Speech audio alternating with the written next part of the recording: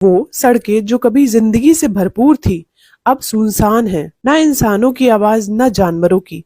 चारों तरफ बस वीराना ही वीराना।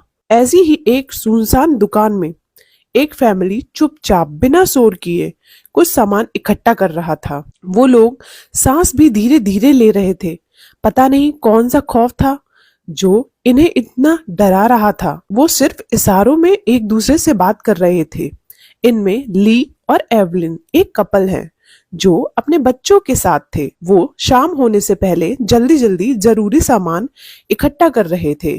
कुछ दवाइयां ले रहे थे क्योंकि उनका बेटा बीमार था। तभी उनका छोटा बेटा जो 4 साल का था और जिसका नाम बो था, एक रॉकेट उठा लेता है जिसे देखकर सभी घबरा जाते हैं। बैटरी वाला रॉकेट अगर कहीं गलती से भी चल गया होता और आवाज कर देता तो क्या होता। आवाज करना तो मना था। ली ने आराम से बो के हाथ से वो रॉकेट लेकर सेल निकाल दिए और बो से रॉकेट ना लेने का इशारा किया। ली और एवलिन दोनों शॉप से बाहर निकल गए।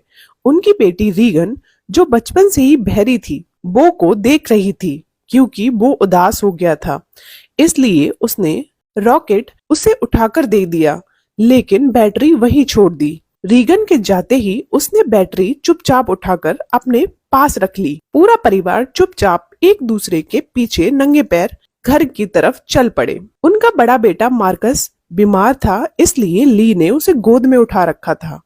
बो रीगन के पीछे चल रहा था। अचानक बो ने बैटरियां रॉकेट में डाल दी और उसे ऑन कर दिया। रॉकेट से एक तेज आवाज गूंज उठी।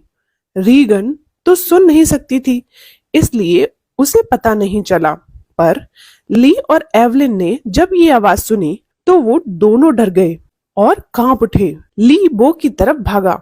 इससे पहले कि वो कुछ कर पाता, एक बहुत भयानक मॉन्स्टर जो आवाज सुनकर बो की तरफ आ रहा था, बो को दबोचकर जंगल में गायब हो गया। ये सब देख पूरा परिवार खामोशी से रोता रह गया। अब हमें मॉन्स्टर के बारे में बताया जाता है। 9 दिन पहले मेक्सिको में एक उल्का पिंड गिरा था जो उन खूंखार मॉन्स्टर को अपने साथ लेकर आया था। ये सारे मॉन्स्टर अंधे थे, लेकिन उनकी सुनने की ताकत इतनी तेज थी कि दूर कहीं सुई के गिरने की आवाज भी ये आसानी से सुन लेते थे। एक जरा सी आवाज भी उन्हें अपनी तरफ खींच लेती थी, जिसे सुनकर वो तुरंत जानलेवा हमला करते थे। मॉन्स्टर की खाल लोहे से भी ज्यादा सख्त थी, इस वजह से किसी तरह के हथियार उन पर काम नहीं करते थे। वो पूरी दुनिया में फैल चुके थे। उन्होंने ज्यादातर इंसानों और जानवरों को खत्म कर दिया था। जिंदा रहने का अब सिर्फ एक ही रास्ता था, खामोशी। ली और एवलिन ने इसी तरह अपनी फैमिली को बचाकर रखा था। आज बो की एक गलती की वजह से उन्होंने अपने बच्चे को खो दिया। अब सीन 1 साल बाद शिफ्ट होता है। ली और एवलिन अभी भी बाकी बच्चों रेगन और मार्कस को बचाने की कोशिश में लगे हुए हैं। अब उन्होंने एक और बच्चा पैदा करने का फैसला किया है जिससे बो की कमी को पूरा कर सके। अब एवलिन 9 महीने प्रेग्नेंट थी। वो जल्द ही बच्चे को जन्म देने वाली थी। उन्होंने इसके लिए पूरी प्लानिंग कर रखी थी। न्यूबॉर्न बेबी को एक ऐसे बॉक्स में रखा जाएगा जिसमें ऑक्सीजन मास्क लगा होगा। वो बॉक्स साउंड प्रूफ होगा। पूरा परिवार एक जंगल के अंदर एक घर में रहते थे और खेती करके खुद को जिंदा रखे हुए थे। ली को दिखाया जाता है जो अपने बेटे बो को खोने के बाद अपनी फैमिली के लिए और भी ज्यादा प्रोटेक्टिव हो गया था। उसने घर के चारों तरफ सीसीटीवी कैमरास लगा रखे थे, फर्श और सीढ़ियों पर निशान बना रखे थे ताकि उन निशानों पर चल के वो आगे बढ़ सके और लकड़ी में किसी तरह की आवाज ना हो। ली जानता था कि उनके घर के पास 3 मॉन्स्टर घूमते रहते हैं। वो उनकी कमजोरी ढूंढने की कोशिश कर रहा था। ली रेडियो से SOS मतलब मदद के लिए सिग्नल भेजता रहता था, मगर कभी किसी का रिप्लाई नहीं आया। रेगन सुन नहीं पाती थी तो वो हियरिंग मशीन पहनती थी। उसे तेज आवाजों का तो पता चल जाता था, लेकिन धीमी आवाज को नहीं पकड़ पाती थी। ली ने इसे भी मॉडिफाई करके धीमी आवाज भी सुन सके ऐसा बना दिया। रेगन खुद को बो की मौत का जिम्मेदार समझती थी उसे लगता था कि रॉकेट देने की वजह से ये सब हुआ। उसने अपना छोटा भाई खो दिया। खुद को साबित करने के लिए अपने पापा की हेल्प करने की कोशिश करती रहती थी, मगर ली अभी भी बो की यादों से डरा हुआ था। वो रीगन को कोई जिम्मेदारी नहीं देता था, यहाँ तक कि उसने रीगन को सीसीटीवी वाले कमरे में भी कभी जाने की इजाजत नहीं दी, क्योंकि वहां रेडियो, माइक और स्पीकर्स थे। अगर रीगन गलती से भी मशीन को ऑन कर देती तो सबकी जान जा सकती थी। इस बात से रीगन ली से नाराज रहती थी। एक दिन ली अपने बेटे मार्कस के साथ मछलियां पकड़ने जा रहा था। रीगन भी उनके साथ जाने की जिद करती है, पर ली उसे फिर से मना कर देता है। उसने रीगन को घर पर रहकर अपनी माँ की केयर करने के लिए कहा और नदी की तरफ निकल गया। अब रीगन, जो बहुत ज्यादा गुस्से में थी, वो अपना बैग पैक करके घर से निकल जाती है। एवलिन अब घर पर अकेली है। कुछ देर बाद वो बेसमेंट में कपड़े धोकर उन्हें बोरी में भरकर बाहर जा रही थी। तभी सीढ़ियों पर लगी कील उस बोरी में फंसकर बाहर निकल आती है। उधर ली और मार्कस मछली पकड़ने लगते हैं। तभी हमें रीगन को दिखाया जाता है, जो अपने भाई की कब्र के पास चली आई है। घर में एवलिन अपने बेटे बो की फोटो देखकर रो रही होती है। तभी उसे लेबर पेन स्टार्ट हो जाता है। शायद उसकी डिलीवरी का टाइम आ चुका है। वो जल्दी से बेसमेंट की तरफ जाने लगती है, जिससे बाहर की रेड लाइट ऑन कर सके, सबको इमरजेंसी सिग्नल दे सके।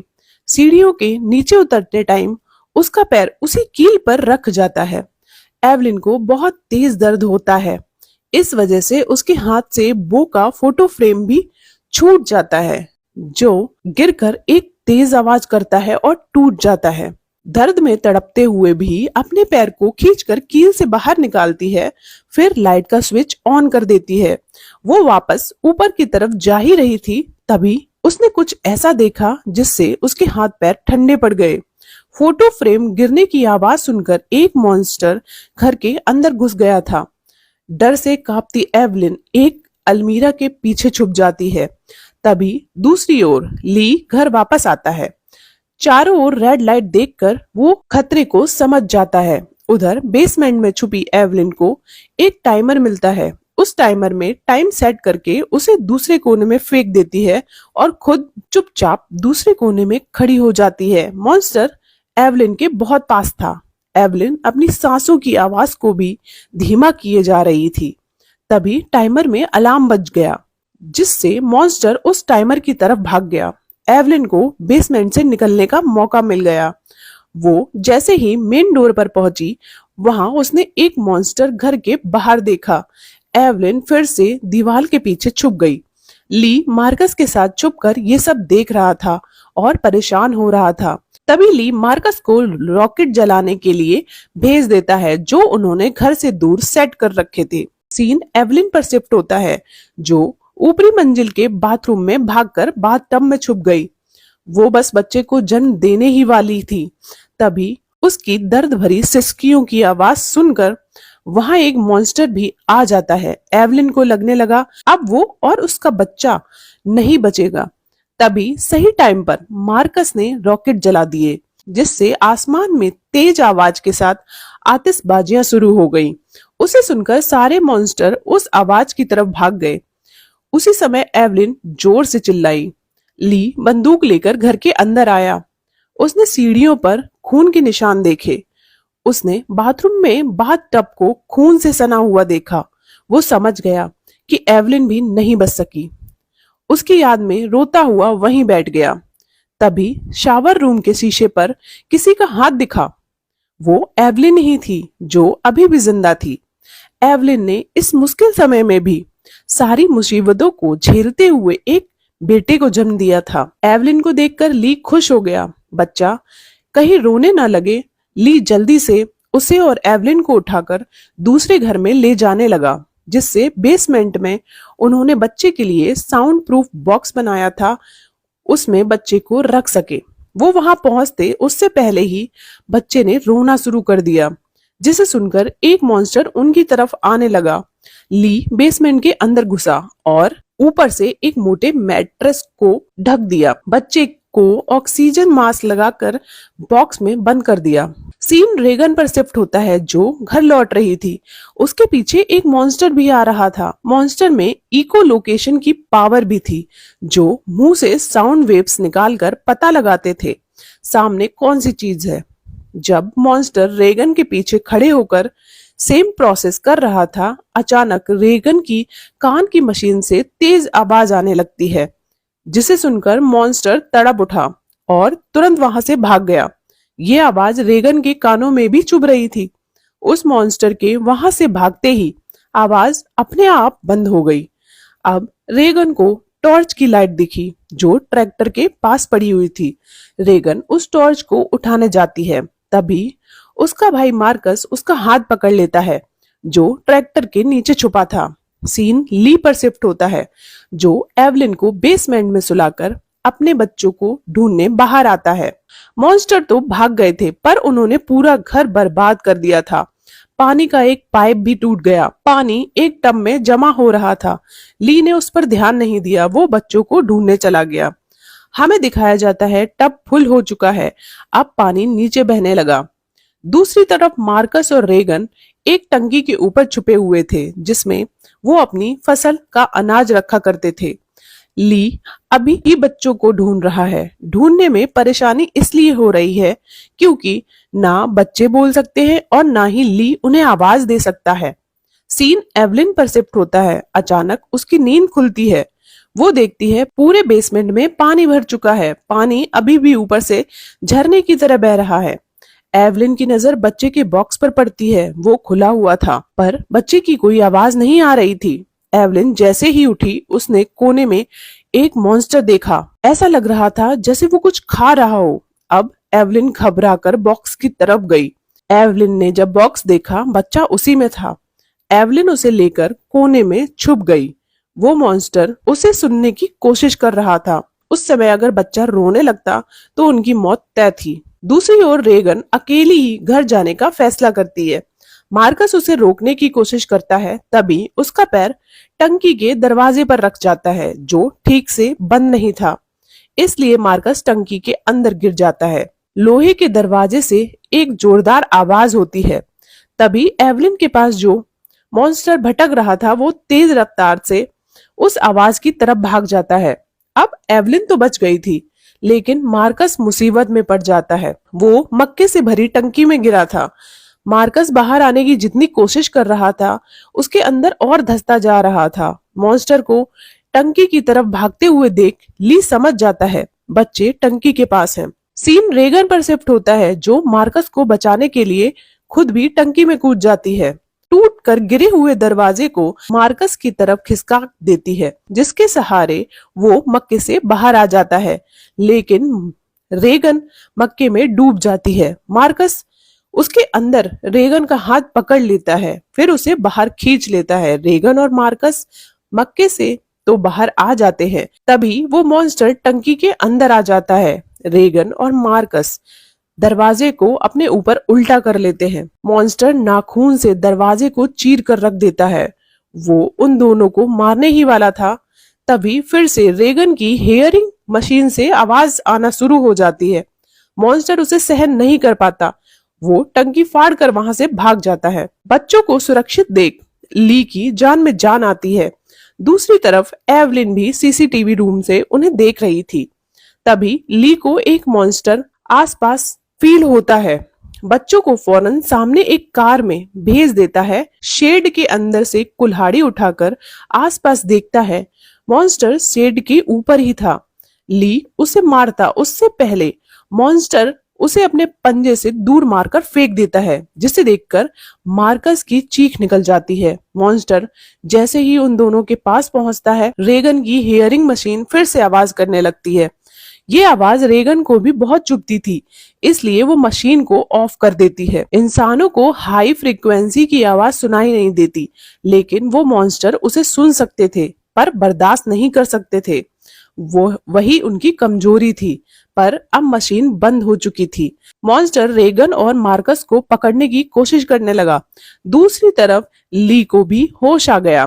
अपने बच्चों को खतरे में देख बच्चों से इशारे में कहता है कि वो उनसे बहुत प्यार करता है। फिर जोर से चिल्लाना शुरू कर देता है।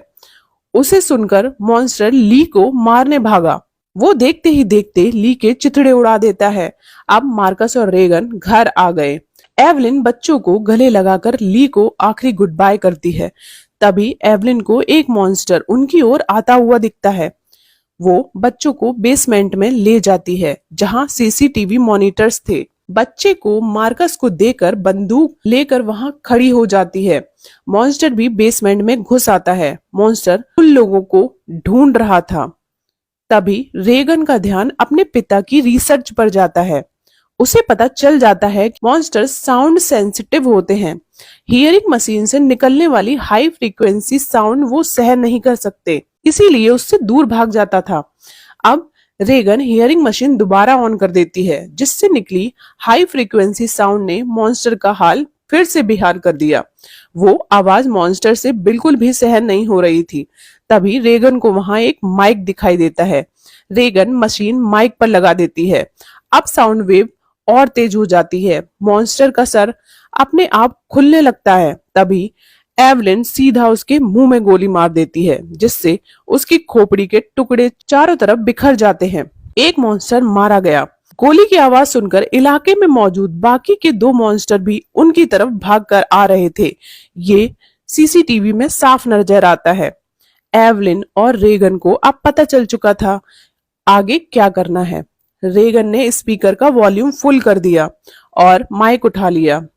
एवलिन भी अपनी बंदूक रीलोड करके ली और बो की मौत का बदला लेने के लिए तैयार हो गई। इसी के साथ ये मूवी यहीं खत्म होती है। इसका नेक्स्ट पार्ट भी आ चुका है। मैं जल्द ही उसका एक्सप्लेनेशन भी अपलोड करूंगी। तब तक बने रहिए मेरे साथ। Goodbye and take care.